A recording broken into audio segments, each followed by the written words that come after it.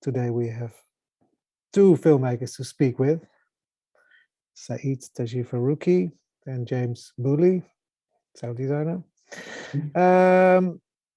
Let them briefly introduce themselves. I think they can do that best. I will start with Saeed. Saeed, please take the stage. Sure. I'm Saeed Farouky. I'm a Palestinian, Egyptian, British filmmaker, and I work mostly in documentary for now, although I'm moving to fiction as well. And I work a lot on projects that somehow are related to conflict or post-conflict, colonialism and post-colonialism. So usually a very humanist approach, but to quite political projects. So I like to kind of simultaneously simplify big issues and also complicate smaller issues. Maybe that's a good description of my practice. And James? I'm James Bulley. I'm an artist and composer and sound designer. And I think it's worth saying this, I don't come mostly from within film. I work in documentary to a certain extent with a certain set of directors that I collaborate with. But more generally, I explore sound, space, and site-specific work. I do a lot of work in galleries and outdoor landscapes, a lot of work using field recording and more expanded ideas of composition. And the main kind of thrust of my practice is within the spatiality of sound and different progressive ways of listening and exploring listening in the world within different mediums. Thank you very much. And my name is Joost Dame. I'm one of the programmers here in IDFA. And I'll be moderating this conversation. First, a very, I think, general question, and I'm curious to hear from you, Saeed. What does sound mean for you, and sound mean for you in a film, in documentary? How do you approach it? How do you look at it yourself? Well, I think as a kid, I was always surrounded by music. My mother was a musician. And she was playing music and she was always listening to music, either classical Egyptian music or the French kind of chanteuse movement. So for me, those two have this very distinct place in my memory. And that was my world, my sort of art world, long before I got into film. And I always felt like both of those movements and just my mother's work in general were always about creating an atmosphere and evoking a very specific emotion. And particularly, I mean, with Arabic music, which I know much better than the French chanteuse, it was about manipulating the listener in a way. There's this constant pushing and pulling. And so I guess when I got into film, then sound for me was always a version of musicality. So I've never really thought of it in a functional way as another part of the grammar of film. I've thought of it much more as part of the emotional journey, if you would. Like, again, with a lot of the classical Egyptian songs, they are designed to take you on a very specific route. So I always became really fascinated by this. It's the sound's ability to make us feel comfortable or uncomfortable, or to evoke very specific emotions at very specific times. And then in film, I mean, on a more practical level, for me, a very good friend of mine growing up was a musician, and so he was always really reinforcing the importance of sound in film. So now I understand it as this kind of, it's really the only form of depth that we have in cinema, because the image itself is flat, as much as the image can have a sense of dynamics and movement, but it never surrounds you. So sound, for me, sound is that thing that's non-physical, or at least non-material. But at the same time, it has a huge influence on us because it can embrace us in a way that image can't. And James, can I ask the same question for you? Of course, you look from a very different angle to it, but what does sound and music mean for you in your life? Of course, it's your living, but Yeah, it's a bit. I mean, I don't think I've ever actually been asked that question. I'm sorry. I can't remember doing anything else other than being a musician and doing sound. So I grew up from a very young age, from like sort of 3 or 4, just playing piano constantly and being around musicians in my family, and the entire trajectory of my life has been within music and sound, really. As when I was younger, more rated towards acoustic music and performance and that kind of thing, and then as a late age teenager, moving more into composition and production and electronic music and these sorts of things. And then as I've got older, incorporated a lot of field recording, going out into the world and working that way. But I think fundamentally, sound is this incredible in-between thing that's just constantly moving, constantly traveling, is neither like material or non-material, is neither physical or not. It's the in-between. It's kind of the vibrancy of the world for me. And it does this incredible, like it always sort of amazes me how we even differentiate between sound and touch, because there's really very little difference in terms of what's actually going on. So it kind of has this multi-sensory aspect to it. And also kind of fundamentally, I guess, in terms of what it means to me personally, so I'm very, very interested in the kind of vibrancy of matter. I won't go too deeply into the sort of metaphysics of kind of what all of that means, but I'm very interested in the idea that kind of everything is alive and has agency and is kind of vibrating with this agency. And I think what's very interesting about sound is it's entangled with that and part of that just by its nature. So as a medium to work with, it's immediately full of this energy and kind of unruliness that's just really, really wonderful as a thing. And then beyond that, I suppose part of the reason I spend so much time doing the kind of things I do is that I feel often the way as humans we represent sound or seek to capture it and then play it back, we're actually doing it in a very kind of shallow, quite narrow way in comparison to even a very simple listening experience in the world of sitting at a bus stop on the street, and the complexity of what's going on there in terms of sound going into your body, not just your ears and through the cavities, and how listening actually works and how complex and incredible a general sonic environment is, even if it sounds like nothing's happening. And I think I just find that endlessly interesting to explore and almost to kind of, I suppose, sort of champion in a way. So I guess that. You can get very long answers. I'm a little worried. No. Let me know if you want us to keep them shorter, by the way. No. I think both of us. Otherwise, I would break in, but it's okay, cool. Yeah, interrupt anyone. Both of us can talk. And James, you're not necessarily working in film, eh? You were, like you said, you're a composer, a sound designer.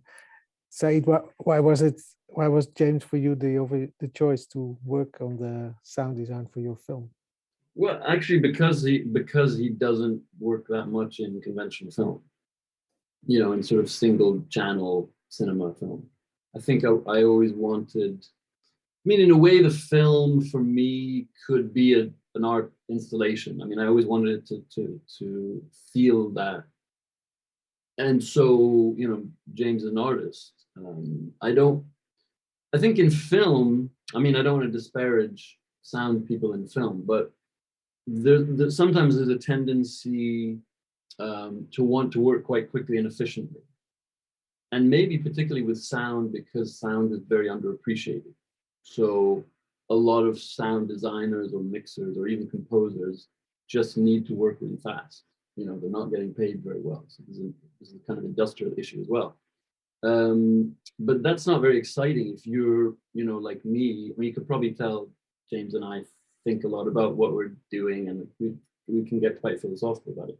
So if that's the kind of approach you're interested in, then you don't want someone who works quickly and efficiently. In fact, you want someone who's doing something creative, who's doing something difficult, who takes the time that is needed, who's experimenting, who's not going to try and make everything in the same way. So it's the same with the composer who we ultimately worked with the film. She's not really a film composer. She's done a few things, but most of her work is art music. It's just composition, not for film. And was it for you already? Was it for you already very clear that you wanted to work with James when you started the film, or was it something that followed from your trips of shooting? But No, as soon as it was quite early on, a producer who I've worked with quite a lot in the past, and then she worked with James, recommended him. And then when I saw the work, I was really fascinated by the fact that he was doing these kind of installations. But I think more it was when we met that I just felt like we were on the same wavelength. You know, we both, I think we both have a similar way of working where we do 80 and 90% of the work. Well, we don't really make the work for, at least this is, I don't know, I don't want to speak for you, but for me, I felt the similar way. I don't make the work for about 80 or 90% of the time. That's all collecting, that's research, that's exploring. And then I make the work in the last sort of 10%. But because I've done so much planning and exploring, I know almost exactly where I'm going in that 10%. And I felt like we had a similar way of working. I don't know, would you agree? Yeah, that's completely. Yeah. I'm very much, I need to understand everything fully in my head and hear it in my head. Exactly. Before I start. I mean, not just for sort of conceptual reasons, but also on a practical level, I find it much better to work in very intense short periods and not to be sort of in the working of the sound too much, because it's better to work quickly with clear intention. And I think that applies generally to composition as well. It's more conventional music composition. and James, Yeah. sorry, Saeed, one small sidestep in this whole story is because we talk about your film A Thousand Fires here, which was shot in Myanmar.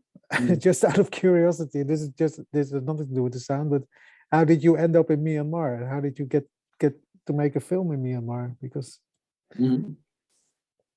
it was yeah, I mean, I used to be a journalist, and so it's still there's a certain journalistic approach I take to my films, even though the documentaries are not very journalistic anymore. But the whole thing just started with and the idea of making a film about oil and oil on the fringes of mainstream oil.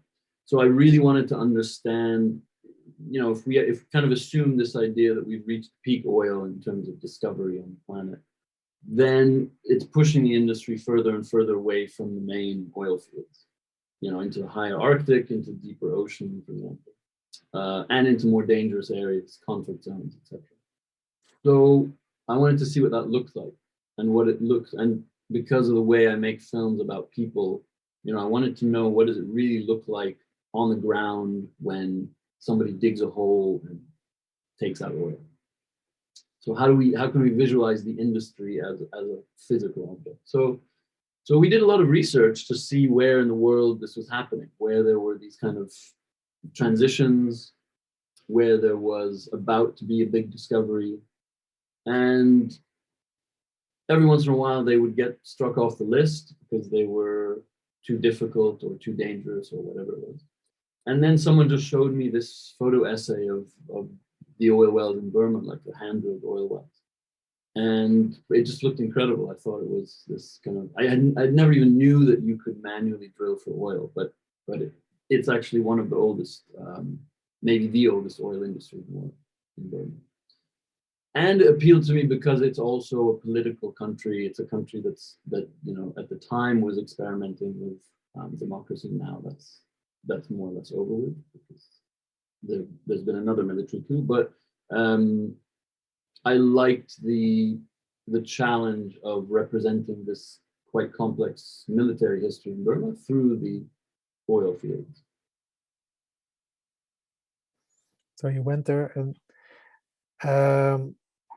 did you already, when you were shooting, were you shooting with a crew? Were you shooting alone? How? Well, we were connected to a Burmese filmmaker, and so these two, Joshua and Tan Wen Han, basically became the assistant directors, and we just traveled around together. So in the first kind of 2 years of the film, it was Joshua and I, and Joshua was from the area in Magway. So he knew that world. So we just walked around oil fields, met people, asked questions. I mean, just very on the ground exploring. And then I worked quite instinctively. So when I met Ten Shui, I just felt something really powerful. I don't know what it was. There was something about his smile that I felt was very familiar. There was something about him that reminded me of my father. You know, he had this hardness, but also a compassion. So I just started talking to him, asking him if he wanted to take part in this project. And then a few months later, he said, when we were talking, he said, I wonder why you came halfway across the world to make a film with me. Maybe we were related in a previous life. And for me, that really unlocked the whole film. It became this film about cycles instead of a linear, deterministic plot, you know. And did you did the sound recording there? Basically, the field recordings were also from your hand, or did you envision already something like a sound design? Did you have an idea about how you would want to film to look like in terms of sound, or did that develop really when you found James? I mean, I had a very rough idea. I did the recordings myself, which I wouldn't recommend. I mean, it was just for ease and money. I mean, a lot of it was just the areas we were working in were also military areas, so it would, you know, may have been more difficult with the third person. I knew I liked quite dense sound. That's really all I knew. I knew that I wanted it to have many layers. But that's really it. I don't really have, I think, the kind of vocabulary to imagine what sound is going to feel like. That's why I needed James. And James, then you didn't go to Myanmar? No, we spoke about it, but politically, what happened, it just got ruled out immediately. At the time, I think by the point, I'm trying to think when exactly that was, but by the point I was beginning to work on it and properly think about it, and we were really, I mean, as we talked about earlier, I don't really start work on something for quite a while. There's a lot of conversation and talking and thinking that happens far before actually making very much in terms of sound. But in amongst those conversations, it became clear that that wasn't going to be possible. I mean, normally I'd take an approach with almost every documentary that I've worked on, of being present on site in terms of the material that's recorded and any sound that's used within the film. But there are situations where that is obviously impossible. And this was one of those, as was a film I worked on recently called Ayuni, which is set in Syria. Mm-hmm. It's set in areas that just don't exist anymore. So again, was a similar scenario in the challenge of then what do you do if you cannot go there? And if you cannot have the sound of that space as a truthful thing. But then I kind of discovered something quite interesting, which I think is probably true of all documentary filmmakers when they're out there, which is that Saeed would quite often leave the camera on or the microphone on for a while after shots had finished. So I began delving through a lot of his material and taking the audio off it and looking at it in that way, almost looking at it separate to the film, listening to it and thinking about where that material might work. Because you obviously always have these challenges with sound where you need options in terms of background sounds of certain spaces, different perspectives on that same background, and then very kind of strongly focused things and all of these kind of things. And so we began to sort of take that approach fairly early on, I think. But then also there's a whole, there's a lot going on in this film sonically that sits somehow in another realm, really, and is not sound that's tied to locations visually on the screen as such, like objects on the screen, but takes it outside of that, a kind of magic realism, I think. Sort of how I think of it. Yeah. And so that's another kind of very different level. time I will. This is maybe a good moment to look at the opening sequence of the film and Yeah. show a little bit of how you brought everything together. Before we start with that, maybe I forgot to say that for all the participants or the people that are watching, if you have questions, you can put them in the Zoom chat. You can ask them in the Zoom chat and Michael will pick up and Michael will forward them to me. And then if it's a really urgent question, I will bring it into the conversation. Otherwise, we'll make it part of the last part of this conversation. Mhm. So please feel free to ask questions. Yeah, and I ask the technician, Otto, can you please start clip number 1, opening, please?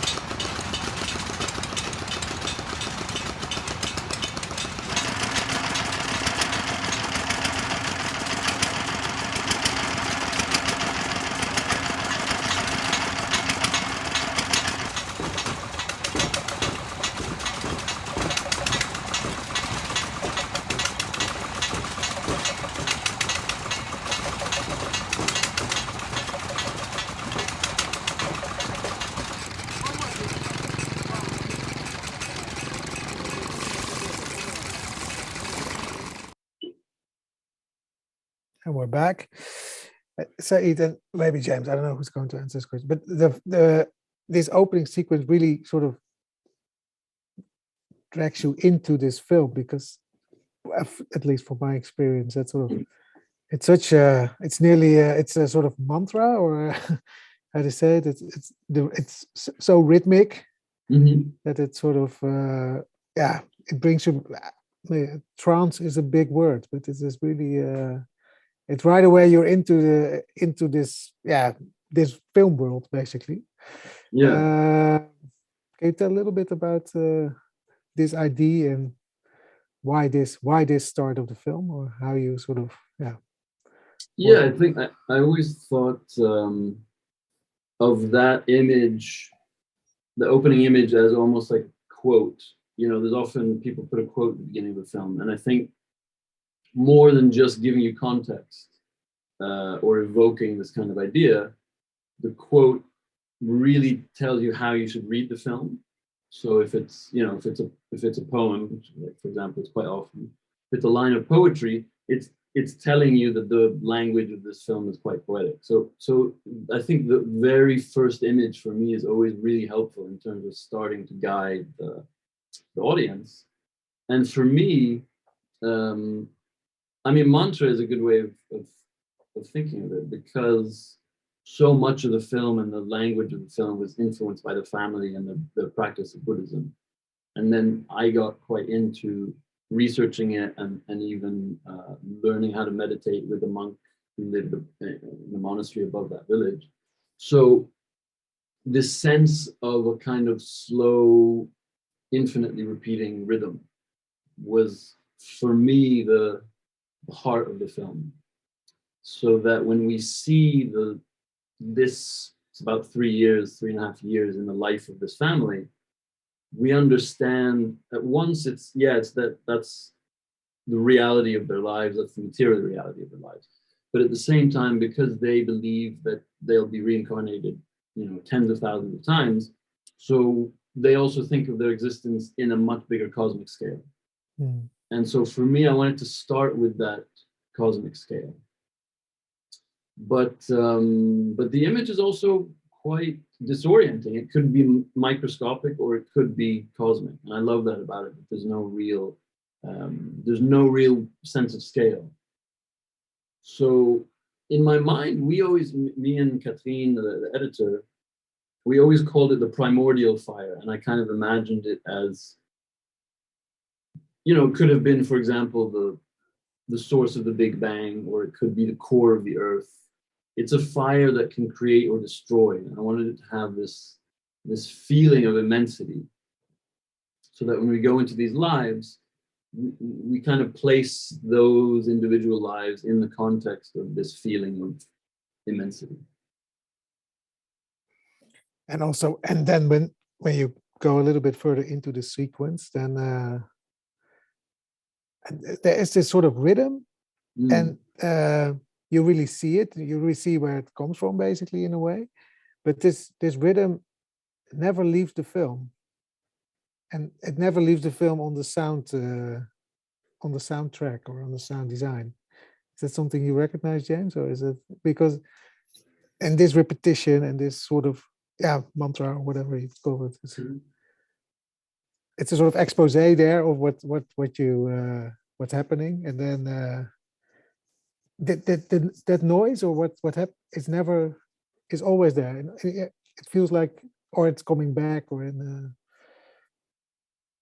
it's sort of simultaneously very gratifying that you notice that, and then it's also something that I wanted to be completely subconscious within the film, like something that just sits underneath.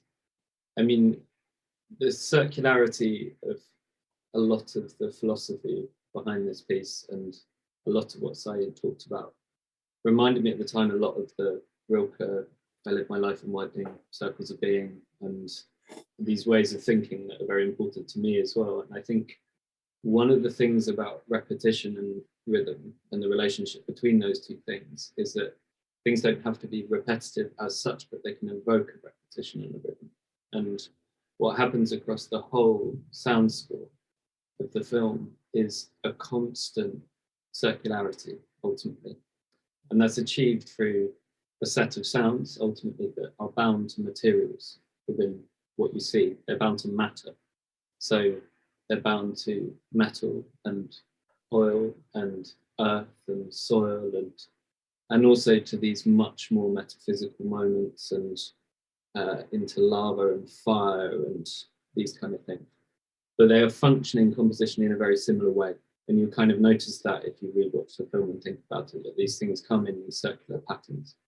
And that circularity, that rhythm, gets transferred from situation to situation. And so that might be the rhythm of the pole dropping down into the ground, or it might be the rhythm of the bubbles later on, or it might be the ground at the very beginning and the fire and how that's treated. And that's evoked both through use of sound in its kind of raw sense, but also through the crafting of that sound, using volume envelopes and things like that in various other ways. So I think, that's a very, very core aspect of the piece, certainly. And have you, in that sense, maybe, is it for you also more or less, maybe even more a sort of a composition in that sense? A composition with all this repetition and sort of. Yeah, and it's I always, I guess I'm coming from a slightly different background to a conventional film sound designer in some way. Although I don't really know because I can't speak for other people. But for me, I don't really draw out. I mean, I draw no distinction whatsoever between music and sound design. I draw no distinction between sort of sound design and composition as things.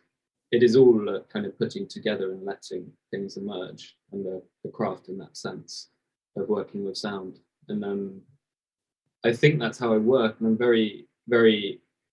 I really enjoy working with other people's music or writing the music myself. Or it's what's important is that these things are serving the moment in the way they need to, and are worked in that sort of way.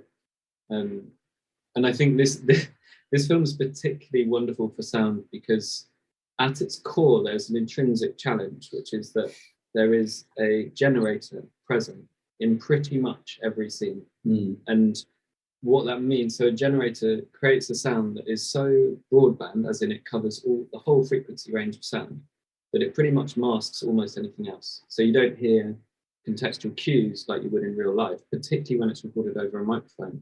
You won't hear kind of the ambience of the room or birdsong or anything of that kind.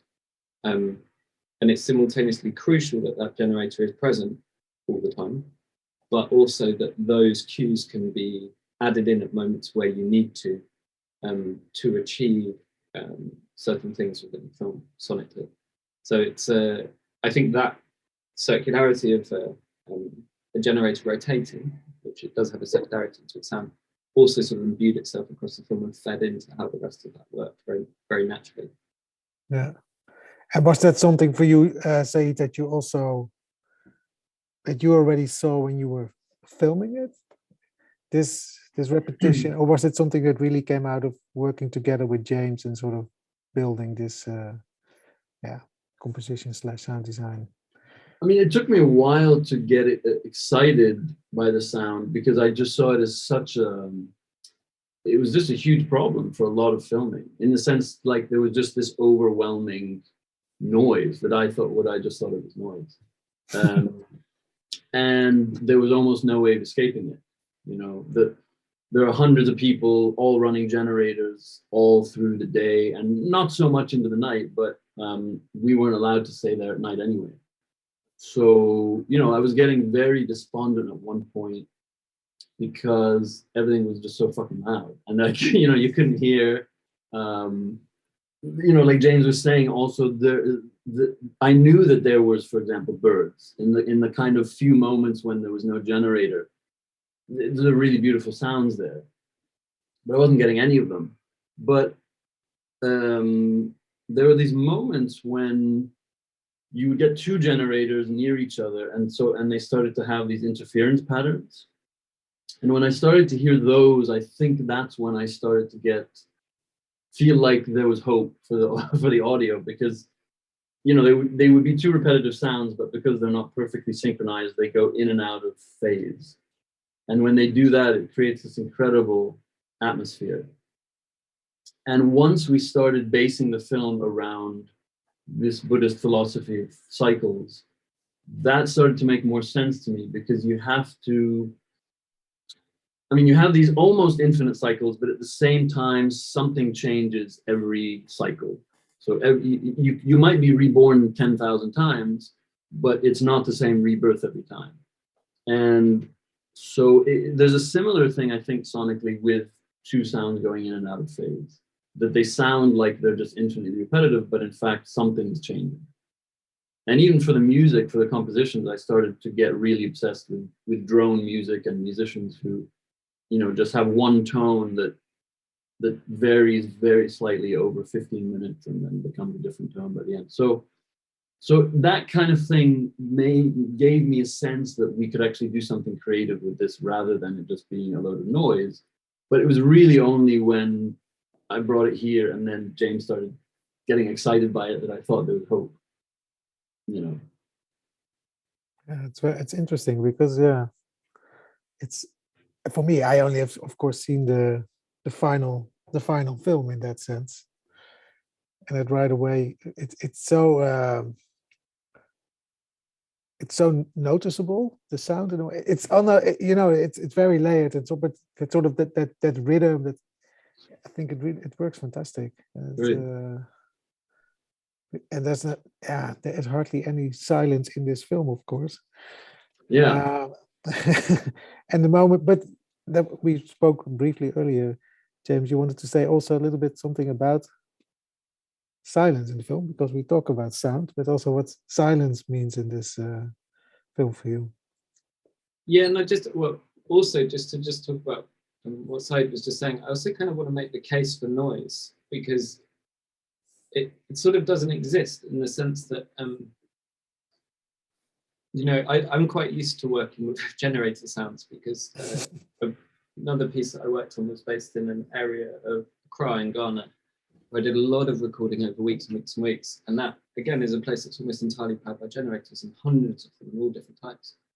But it's actually got a real beauty to it. And it's kind of, when you shift mindset about these things and stop seeing them as obstacles or stop hearing them as difficulty, there's a lot to explore within that. And actually, once you accept the fact that you might on location struggle, in the sense that, you know, you get your clean recordings of these things, when you take them back into the studio and into a different environment and start working with those recordings, you realize that there's a lot to them. And actually, even through just some simple kind of EQ work, say, you can begin to bring out frequencies of them that resonate, say, with music that's playing alongside it and things of that kind. And then you have these lovely rhythms that exist within them. And I think it's really important to realize that and not shy away from capturing and confronting things that are challenging, maybe on site, of that kind.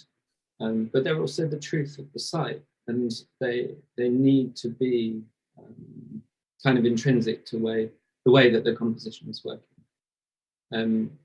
But yeah, and then equally, on the other end of that spectrum, in terms of like broadband, overwhelmingly loud sounds, silence is just an imperative in any composition, really, whether it's in film and in a documentary, or whether it's standalone music composition or soundscape.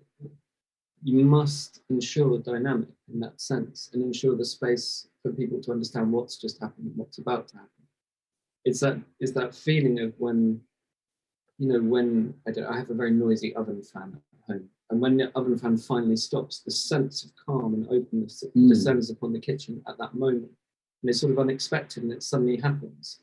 And then you just have this whole thought process, like loads of thought processes sort of open up because of that noise stopping. And in that way, that noise is really positive, because it allows you to do that. And that moment and the way you take that sound out, whether it's slow or quick or sudden or on an edit or however you choose to do it, has such impact on then how it feels. And yeah, I think in that way, silence becomes a completely vital part of composing. It really is. And silence in its broadest sense, not necessarily dead silence and absence of sound. Yeah. But silence in the sense of like very, very quiet sound. Because it can be, I mean, complete absence of sound is a wonderful thing to play with, but is highly dramatic in controlled sound scenarios like cinemas, and has to be treated very carefully. But yeah. And I mean, the sound also, I think when I started also to get excited about it as noise, is because it started to influence the narrative of the film as well. So I mean, I noticed early on that the family doesn't talk to each other very much. So I knew it wasn't going to be a film, you know, heavy with dialogue. And there were a lot of times when they would try to talk to each other, but they couldn't hear each other. There was this very common mishearing or repetition, which I'm fascinated by. I mean, I write that kind of thing into my fiction scripts all the time. So I started to realize that the film was never going to be led by dialogue. And the fact that this noise existed, and then, you know, sort of forced to integrate it into the film, it meant that it even affected the narrative qualities of the story, because we weren't going to give you information through dialogue. It had to be much more visual, audio. It had to be much more about flow and pace. And so the dynamics. Similarly, I mean, we do a similar thing with the images. Sometimes the screen is very packed and dense with imagery, and then sometimes it's very, very open. So I had always wanted to make a film that was much more like that. And I think the fact that this sound, this noise kind of forced me to take that path became much more constructive than what I originally thought, which was that I just wasn't getting anything, you know. And did that for you also, in that sense, change the editing of the film? Did you change a lot of the film, the rhythm of the film in terms of the montage of the images due to what James came back with and offered you in terms of the sound design? Or did that become an interaction, or was it really sort of you offered him the edited film and he was working on? Or, no, we had started working before it was even. No, we'd started working before it was finished. No, it affected the edit a lot in the sense that Kathleen knew that people would only be able to tolerate that sound for a certain amount of time. So there is this sense that every loud scene is then followed by a relatively quiet scene on a very simplistic level. And then, it was only watching in the cinema that the kind of visceral experience of that became really clear, because it's quite exhausting. Like for the first 7 minutes before the family starts washing and they talk for the first time, this really loud. I mean, it's overwhelming sound all the time. It's very repetitive and it's very noisy. And you really feel that sense of relief when it goes quiet. So I realized you can, how well you can create anxiety through a mixture of dissonant sounds. It's incredibly effective. And that kind of goes back to the original idea of, the fact that sound, although it's often kind of decentered in film, but in a way, it has a much broader capacity to evoke really particular feelings and sensations than the image does. Because it's something you experience inside of you. It's not just one direction. Yeah. Right? Is that? Yeah. I mean, I think what's the other thing that's kind of really important to talk about is that, you can use sound to guide people's perspective within the frame of what they're seeing. And that seems like such a simple thing to say, but you can do it to a very, very fine degree. So, for example, you can have a scene with a generator right in the center of it and a person standing next to it. And in that scenario, you can foreground and background that generator, and you can do it very subtly, such that you begin to adopt the hearing perspective of the person standing next to it. You begin to realize that they are actually just probably barely hearing this sound. And you can play with that a lot. And that's an extremely difficult thing to do elegantly in film, but very fluid to do in sound, to evoke that perspective. And it's immediately kind of implicit that if that generator is still visible in a static shot, but sonically it's starting to disappear and you're starting to get a very different kind of natural soundscape arising, you start to pay attention to the person and imagine it as theirs. And that is like, that obviously plays out in many more complex ways. But I mean, that's really exploring the evocation of what is in effect the way that we hear the world. So we have an incredible array of tools, both mentally and physically, working in combination that allow us to filter the soundscape we're listening to psychoacoustically, to pick things out and pay attention to. You can have 6 people at an exact distance in front of you, all talking exactly the same volume level, and you can just choose which one you're paying attention to. You put a microphone in front of that, it will just all be one flat line of audio, very difficult to discern. And what's happening there is so beautiful in terms of that dance of how you pay attention to something or don't, and how that's affected by your tiredness and what's going on in life and other sounds and all these cues that are happening around you. And really, I feel like working with film and with sound, you're engaging in that dance. And it's a very creative thing where you can choose how you do that. And you have these tiny threads, like these like ghost-like bits of narrative that you just kind of add by doing that. That, they don't have to be really pronounced. They can just be very beautiful little moments where you just pull perspective here and there in order to achieve things. And I certainly found, I find myself a lot when I'm working with society thinking in this kind of way, because the conversations we're having about what's happening in that scene evoke particular ways of them working with those sounds, and how if you're either you're the kind of audience in that scenario, as in you're outside of the film watching it, or if you're a person within that film, being able to move between those two positions in terms of listening. And it's just a wonderful, lovely thing to play with. And is that also what you meant, Saeed, earlier in this conversation about sort of the image is flat between brackets, and then with the sound you sort of make the depth and you bring the concentration or the attention to a specific part of the image or a specific person or a specific whatever makes sound or is a sound. Yeah, and it also it just evokes a much wider space. You know, sound is the only way in film that you can talk about what's not on camera. So for me, that's incredibly powerful, because I also like very simple images. But at some point, every element of the film has to say something. You know, that's why I talked about density. It doesn't mean a lot of noise. I just mean that each element has a lot of weight to it. It means something very significant.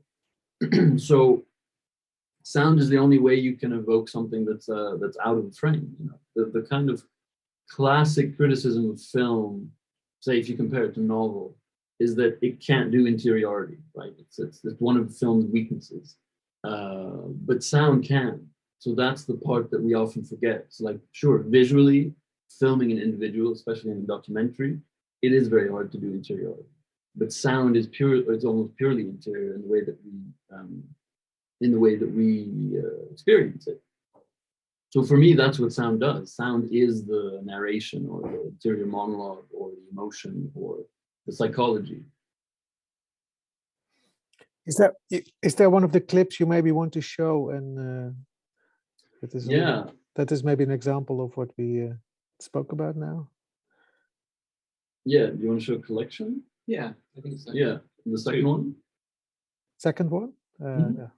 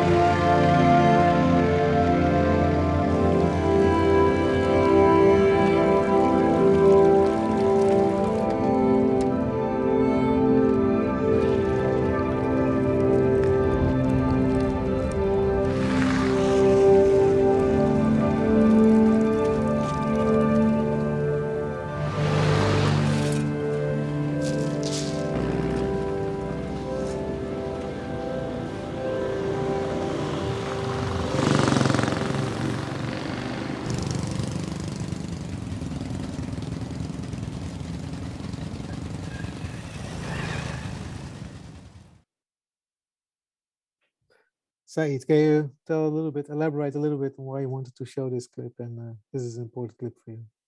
Yeah, in the film, this is really the first really, I would say, the first journey that we take sort of into oil, but also with oil. So it has this sense. There's another form of cycle, I think, is that we constantly move between these sort of metaphysical moments and these very mundane, practical daily moments. So, we've seen them dig into the earth with their hands and take out this oil. And then the oil starts to transform from one stage to another. But in between each of those transformations, there's also this kind of evocation of something bigger. And then we kind of fall back down into the earth and we see something very practical or very, very quotidian. And that phase transformation is also something that we got from Buddhism, from the idea of dying and becoming reborn in a different shape, in a different form. And, I like that clip also because the whole mini narrative itself is a cycle in the sense that Feng Shui digs oil from earth, they send it to the refinery, it gets turned into petrol, the petrol is delivered to his petrol station, and he fills up his motorbike with it and then drives into the oil field. So we wanted also within the full narrative that these kind of vignettes have their own mini life cycle in them. So the sound brings us inside those barrels sometimes, inside the tubes, inside the ground, inside the fire. And then we move outside of it. So it's like what James was talking about, this how you can really give a very particular perspective with the sound. And was it therefore also maybe even an advantage that James hadn't been there and sort of was, I don't know, but he was very free in sort of his creating a sort of sound design that fits the film and not necessarily that fits what you heard there. I don't know if that's the good word, but sort of it elevates to something. It turns reality into film, basically.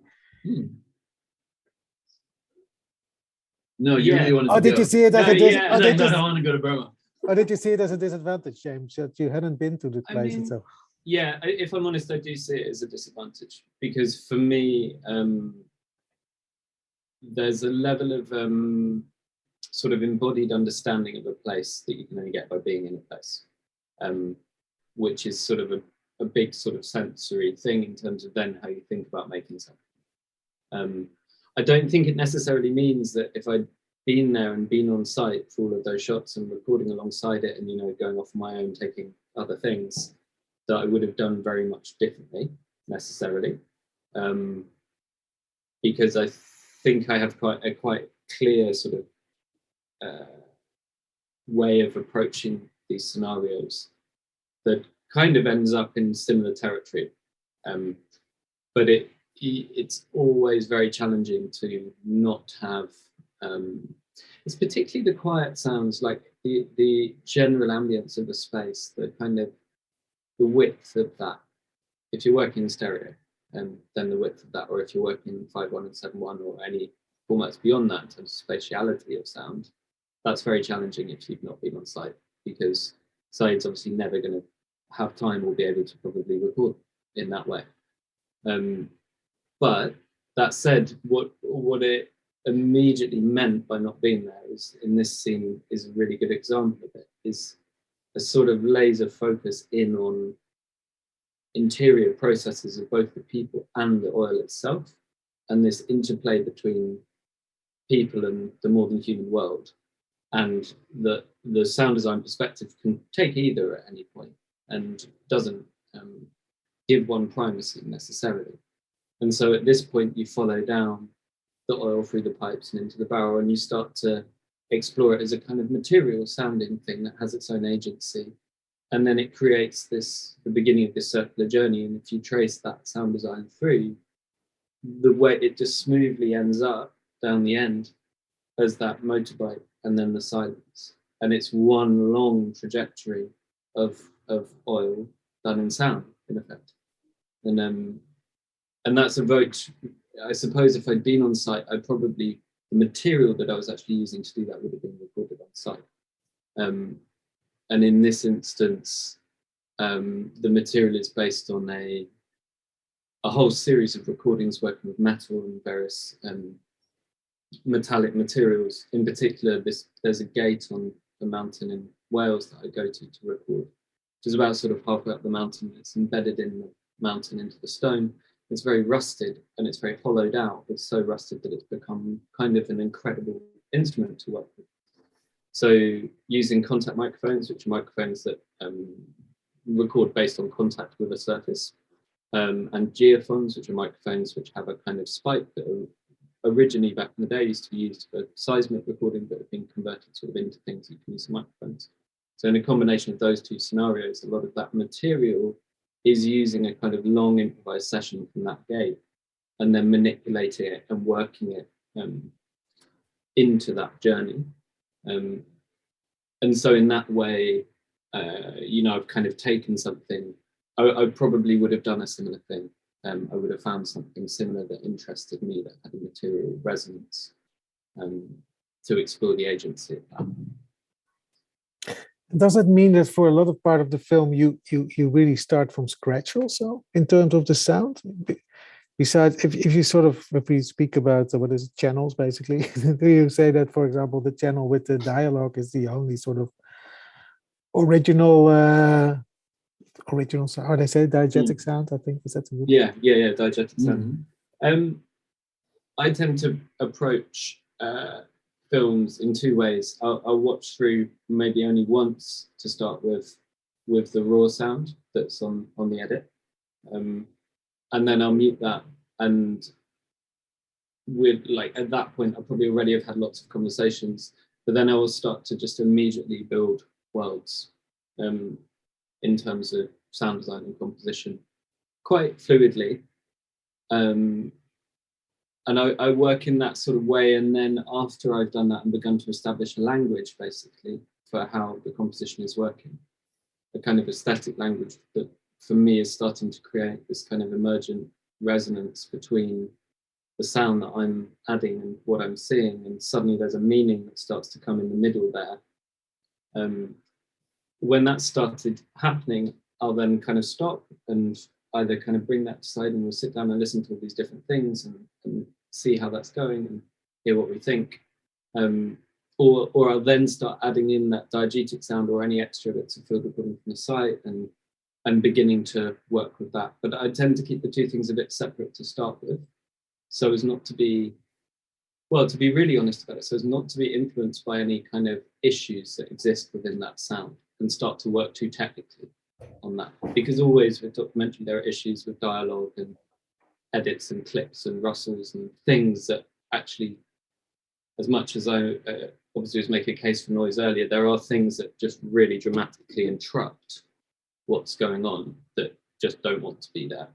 A microphone cutting out, things of that kind. So I don't like to confront those sort of issues that early on, and I sort of separate those processes off, if that makes sense. Yeah. It's 4 p.m. I have still an empty sheet of questions. James said, "You talk for hours." Please ask simple questions. They are good. Ask the simplest questions about sound. So please, if you have questions, put them in the chat and Michael will forward them to us. I think a very important aspect we haven't spoken about yet, and I think also relates in as an influence on the sound, is the aspect ratio of this film, the 4:3 format. Maybe first a question to Saeed: why was it for you? Was it initially already the format you wanted to make this film in? Why did you choose it? Well, the basic questions, I think, but can you elaborate a little bit on the 4:3 choice? Yeah, it was quite early. I would say probably after the first visit, I really decided on this 4:3, and then it took a while to maybe convince everyone else in the production. But There's a lot of reasons, to be honest. I mean, one of them, on a practical level, most of the motion in the film is up and down. You know, this drill going up and down. And so with 4:3, it feels like you have a higher screen. So it's like it evokes that vertical more than the horizontal. And then it was also the shape of their house. You know, they live in this almost like a stage. It's a 3 walls and a floor and a ceiling, but the house doesn't have a wall at the front. It's very Ozu in a way. Yeah, yeah, and which is that's actually one of the other kind of influences a little further down the list. But yeah, I mean, so it was already a frame, and it's, you know, it's more or less in a kind of 16:9 their house frame.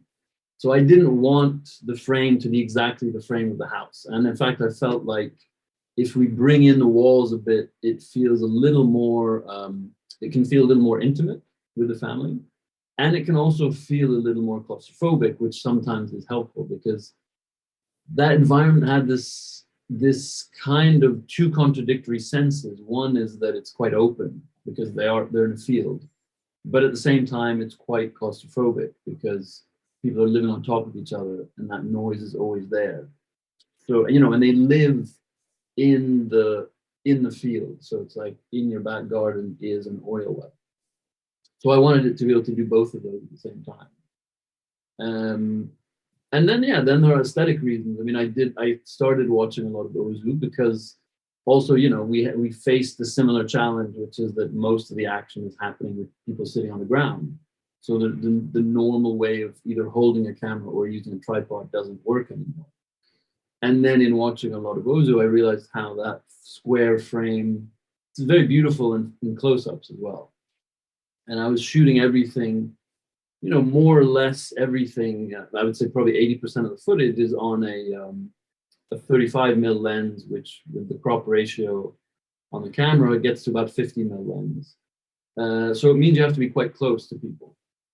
And that kind of 3/4 or full close-up for me looks really beautiful in 4:3 because it focuses on the eyes, you know, it focuses in the center of the screen a lot more. And James, what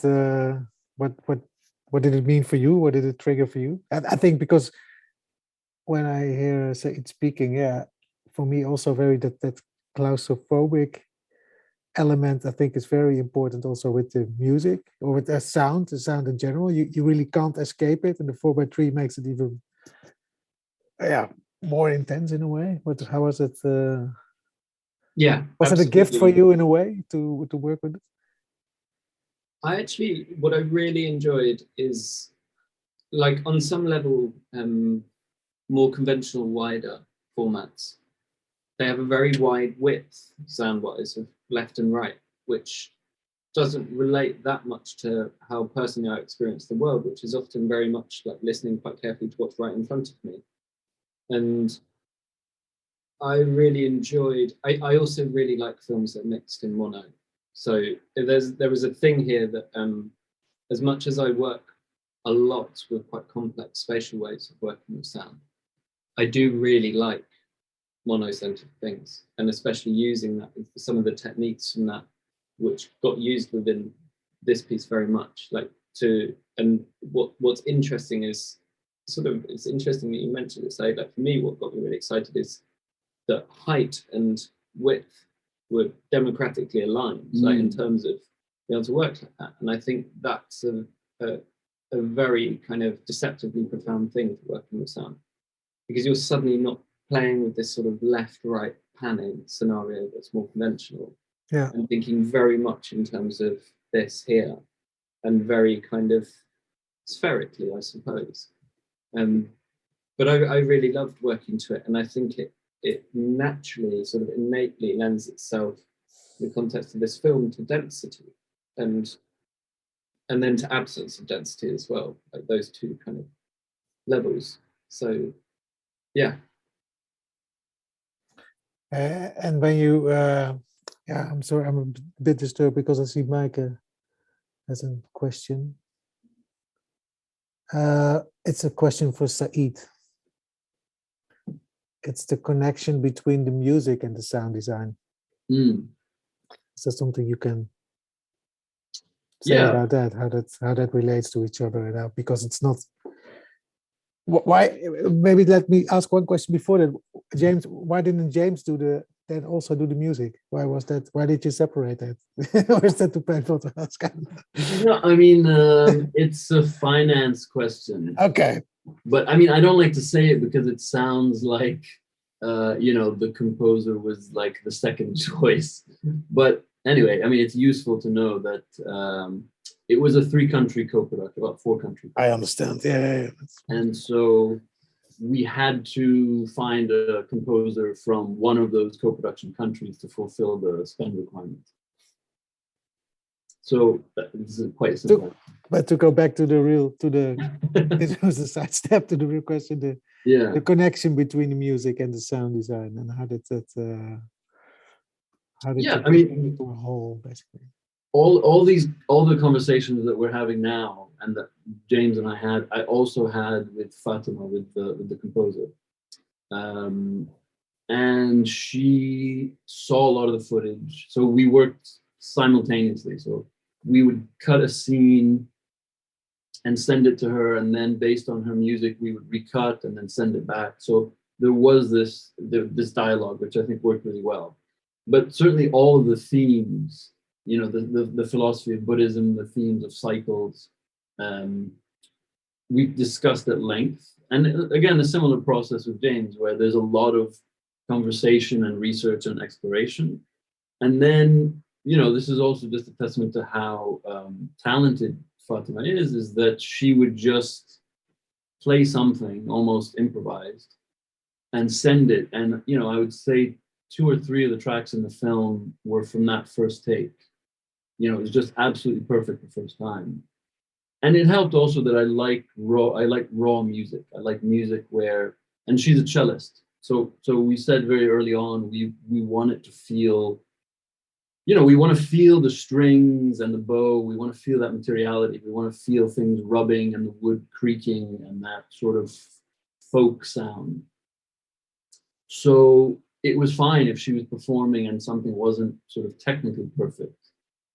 Because all of those sounds anyway evoke the film, which is it's quite messy at times. The images, everything is creaky, everything is almost falling over out of balance. Their lives are similarly in a very delicate balance.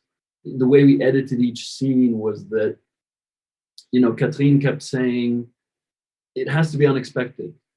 Whatever happens. So if you see a scene and then you think something else is going to happen, we can't use it. We have to use something else. So you cut it. So every scene has this feeling that the film is just about to fall over.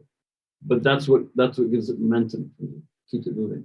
So the music had this sense that everything's always kind of going, and then sometimes it tumbles or sometimes it disappears. So that this drone thing, I also told Fatima this. I love the idea of it. Basically, a piece of music. Like Phil Niblock has this incredible piece called Hurdy-Gurdy. It's about 15 minutes long. And when you're listening to it, you can't hear the change because the change is so slow. But if you play the beginning and the end, they're completely different. So it's like this one single tone is changing very slowly over 15 minutes. So we kind of wanted to have that feeling. Because again, it's, cosmically, their lives are changing incredibly slowly. They're one of 10,000 rebirths, but in this life, things are actually changing very quickly. The country was rapidly industrializing, rapidly becoming capitalist, politically also rapidly falling apart, as we now know. The sun moves to the city, it's a completely different life. So it's like, we need to say both at the same time. Yeah, which clip is that with that ends with the cut to the city, that you sort of have a completely different sound design? Bridge. We have that one. Shall we show it? Maybe? Yeah, so that's one of that's Fatima's piece. Why not? That's 4. Oh, that was 4. That was the one. Okay, sorry. Yeah.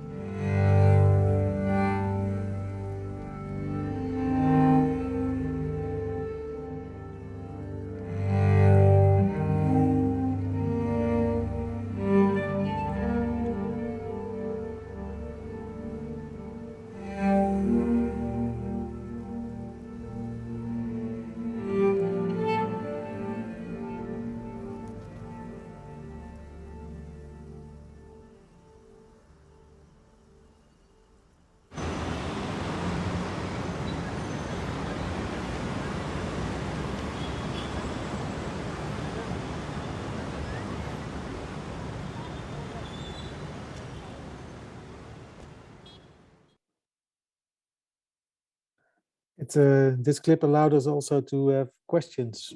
So Oh, great. I found the questions in the Excel sheet. So this is a question also. This is a question for Saeed. At what point in the filmmaking process did sound develop a personality? This kind of impressionistic rendering of it. Did you always know that you will be this, that you wanted this intentional with the sound? No, I mean, I have to be honest, I really spent probably until I started working with James, being extremely pessimistic about the sound. So I just couldn't, I mean, I would never advise someone to film the way I filmed without a sound person, by the way. I just did it out of necessity, but I'm usually very strict with my students as well, you know, to say, work with someone who really knows how to record sound.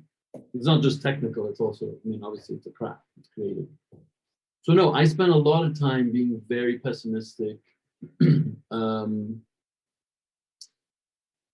I knew that there was potential there, but I didn't know how to fulfill it because I don't know enough about sound. So I knew that I was recording sounds that were interesting in some way and that were evocative in some way. But for the majority of the time, all I could hear was noise. So it was not, it really wasn't inspiring to me, you know. And then even just technical issues like you could barely hear dialogue if someone's digging, even if I was really close to the microphone. So sometimes I started using a clip-on microphone, which was better, except that Feng Shui very often works without a shirt on, so there's nothing to clip it onto. So I have no option, right? So there were really long stretches where I just had to accept that there was going to be no dialogue in those scenes. But like I said, when we started editing, that became actually advantageous because I realized I didn't want the film to have much dialogue. But it was really only when James started getting excited by it that I realized it might be okay. You know, and then obviously huge credit to Maxence, who was also the sound mixer. You know, and we put shitloads of work into clarifying certain elements that we needed to clarify and leaving everything else to be. You know, some scenes where we more or less stripped everything out and then rebuilt from scratch. So okay, just out of my curiosity, what does a sound mixer do? What is his job? Is it to sort of make every? So, yeah, and I think I always feel like people don't know enough about the detail of these stages, because I actually cover a few different stages of the sound process, and sort of other scenarios you might have 2 or 3 people doing what I did. But Maxence was covering the end mix basically. So I did all of the sound design and pre-mix and dialogue cleaning and a lot of all of that kind of process. So what that basically, dialogue cleaning is kind of one of the first things you quite often confront. In documentary, it's more complex than that because obviously the dialogue doesn't come isolated in any way, it comes with everything else.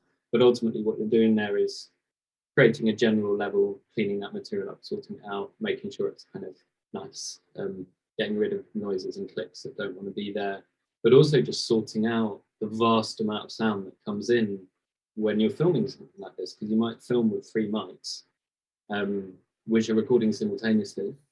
And then you're only probably monitoring one of those when you're recording. But when you get into the studio afterwards, you need to pick which microphone or which mixture of those 3 you want for that particular moment, and then render it down and work with it and clean it up and sort it out and all those sorts of things. So broadly speaking, you could call that like the dialogue mix bit of it.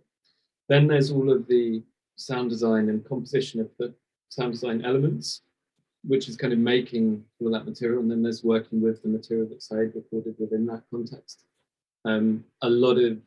There was extra recording within this. So I would say for me, just going back to the previous question, probably the key moment at which the language became very clear in terms of the sound design was, so I have a spinning gong in my studio that I inherited a couple of years ago from a composer whose archive I look after. So when he died, some of his instruments were passed to me and others went to the British Library and various other places. And one of the things I have is a spinning gong, and I didn't actually know where it was from. And I kind of said to Saeed, actually, thinking about the Naga, the snake, the dragon within the film, that I felt that this gong could be really incredible for it, because it is a gong that you hit and it spins, and you hit it, that makes it spin, and that creates this kind of amazing resonant frequency. It's constantly undulating, has this circularity. And it's the quality of it is down to the quality of the workmanship and the craft of that material that it's made out of. So it turned out, I played it to Saeed in the studio, literally sitting right here, and said, I think this could be a really key element within the piece. And then I think you mentioned that you thought it was Burmese or probably. Yeah, because I'd seen it. Yeah. I'd seen it. And then by coincidence, it turned out that it is a relatively local instrument in the temples. And actually the following day, I think we just recorded it quite loosely in the studio. I was intending to record it in a kind of much higher grade way, but actually that small improv session with that gong made it all the way into the film. And I felt like that was kind of the core, almost like language element, sound-wise, particularly for the Naga sequence, and that clarified a lot of things for me.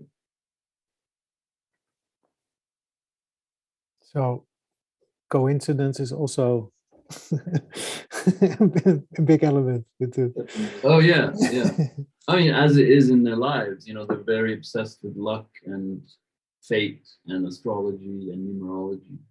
So I loved the idea that even in the making of the film, we were always open to, you know, like the way I met Feng Shui, which to me I would call luck, but he would call fate probably. And there's a question from Hala who's asking, that's a question for Saeed.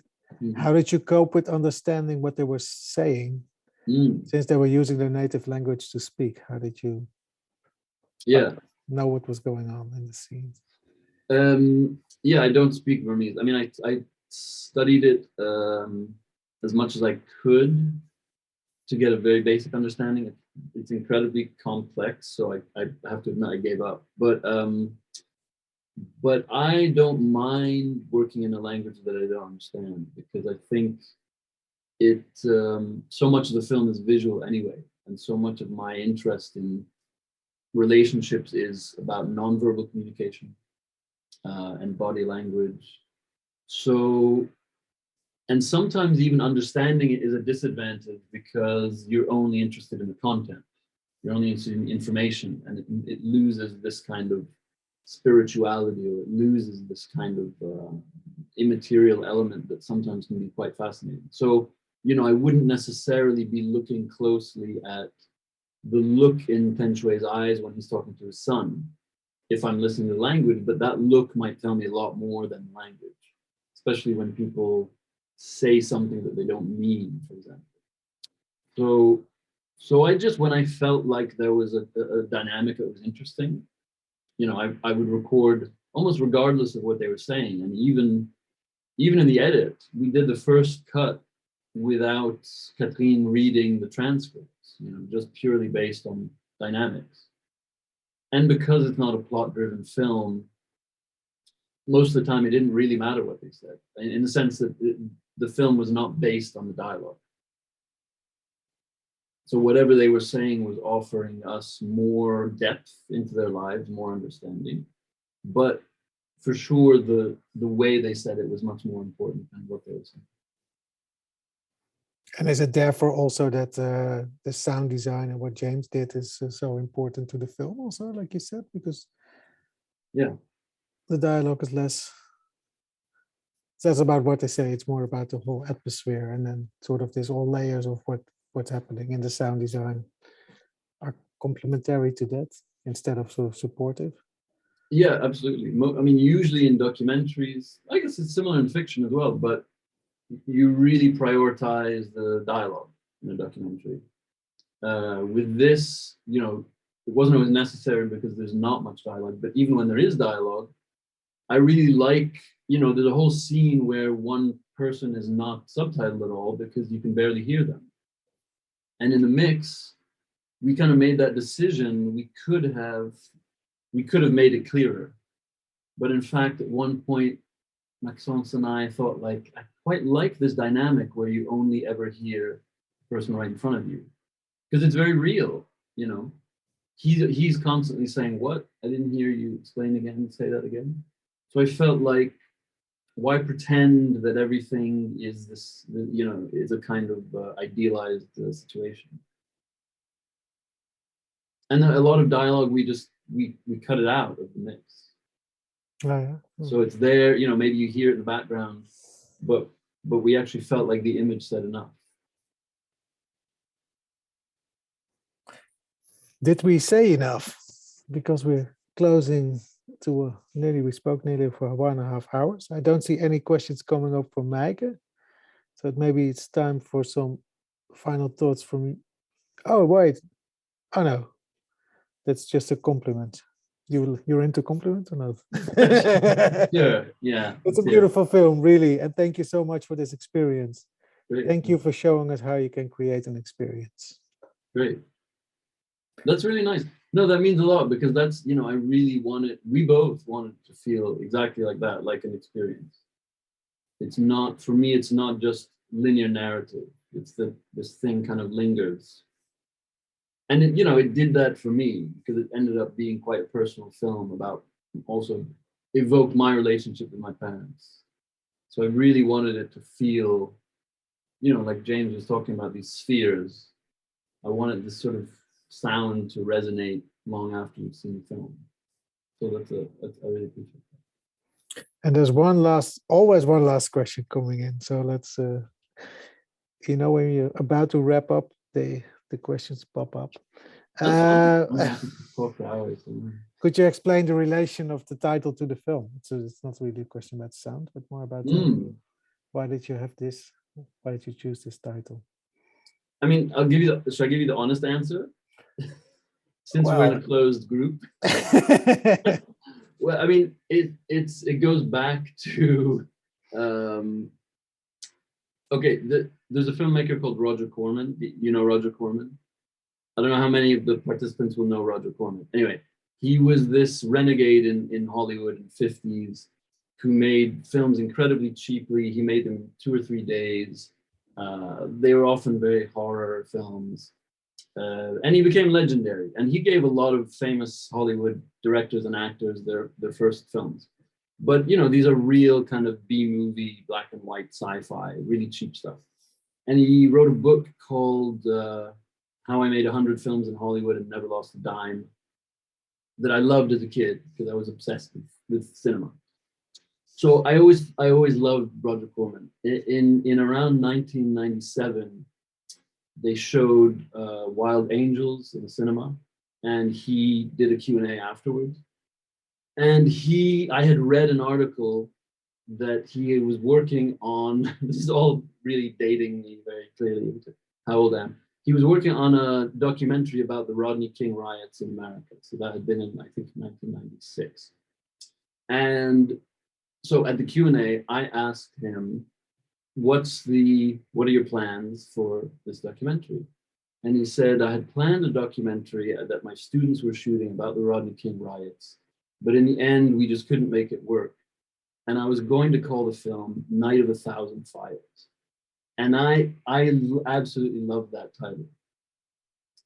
And so fast forward 25 years later, it just popped into my mind again when I started thinking of this film.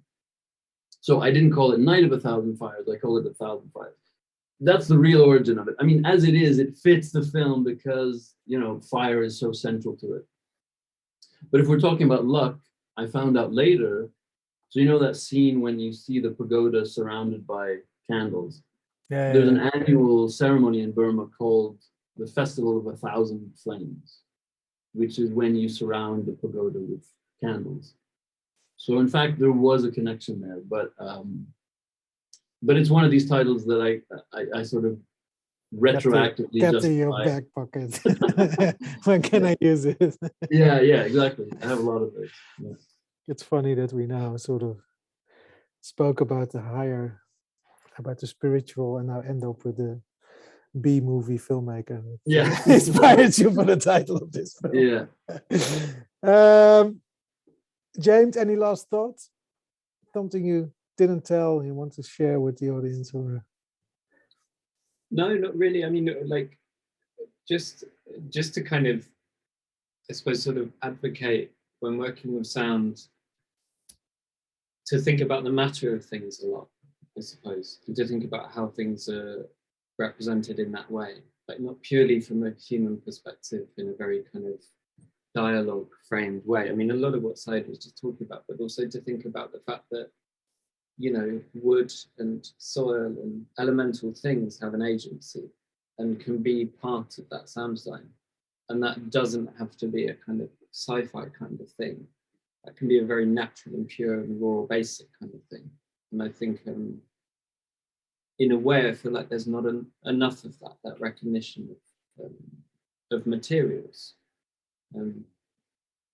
So yeah, just that really, I suppose. Thank you. Saeed and James, thank you very much for sharing your insights and sharing this beautiful film with us and the audience. Yeah, and thank you all for all the participants for joining. Yeah, and good luck with all of your films as well. Indeed.